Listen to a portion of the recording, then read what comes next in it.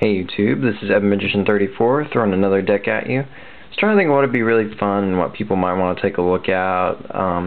Maybe for local play, but that might be exciting. And I was trying to think maybe newer cards that come out or stuff I had a bunch of in my binder. And then it just hit me. The new Shonen Jump promo, Obelisk the Tormentor. I mean, lots of people are getting inspired by this card, so I decided to take a crack at it. I'm not going the hardened arm dragon route, instead I'm going another way. Trying to play a little more, like, seriously competitively. Like, I think it might actually be able to stand a chance against, quote-unquote, competitive decks like Black Wings or Lightsworn or whatever. So, this is my spin. Feel free to agree, disagree, comment, or whatever. But anyway, first two cards should be fairly obvious.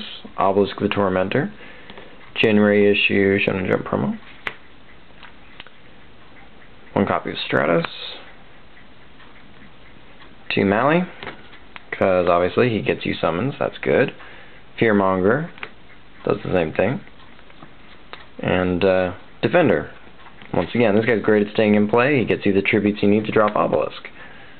And Destiny Draw, which you're going to see later, helps you accelerate through your deck, which is good. That's why you're only running 2 Obelisk.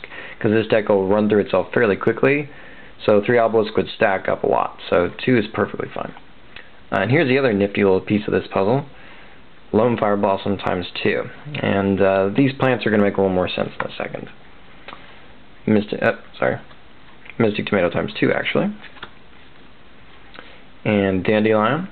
Yep, only 5 plants, but that's all you need. When you Lone Fire for a Lone Fire, and then get whatever plant you're getting, whether it's Dandy or the Mystic Tomato, okay? You're stacking them in the grave because you're going to use Mark of the Rose. That's another way you're going to make monsters. Treeborn Frog, because you love to feed him to Obelisk's Destroy Monsters ability. That in your normal summon means he can Raigeki every turn if you need to. You shouldn't need to, but anyway. Spirit Reaper. Sangyan. Plague Spreader.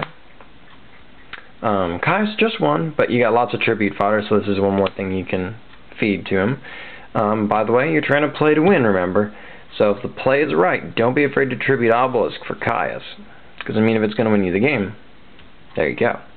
Gorz, this guy, I mean, play him correctly, he represents 2 monsters you could theoretically tribute. Him plus Treeborn Frog equals an Obelisk.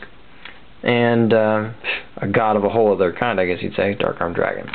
Because you got plenty of darks and ways to manipulate him in your grave. So you should be a pretty easy drop in this deck. So 20 monsters.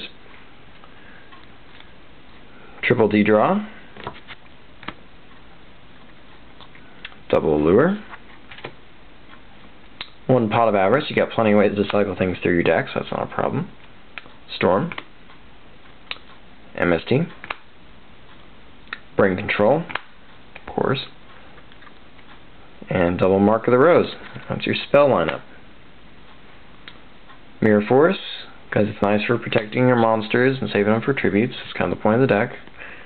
Solemn Judgment helps protect Obelisk. He wants to be protected. Call. Same old rules apply. Double Bottomless. They protect your monsters. That's the whole point. 2 Divine Wrath. This is going to be one of your best ways to protect Obelisk once he actually hits play. He's vulnerable to very little, but what he's vulnerable to is pretty much all monsters. Honest, Judgment Dragon, Collect, stuff like that threatens him. Sirocco, when he activates his effect, could threaten him. These are designed to shut that stuff down.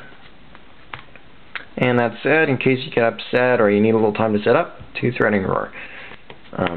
And that's your whole lineup there. I'm going to run through the extra deck right quick because it's pretty straightforward.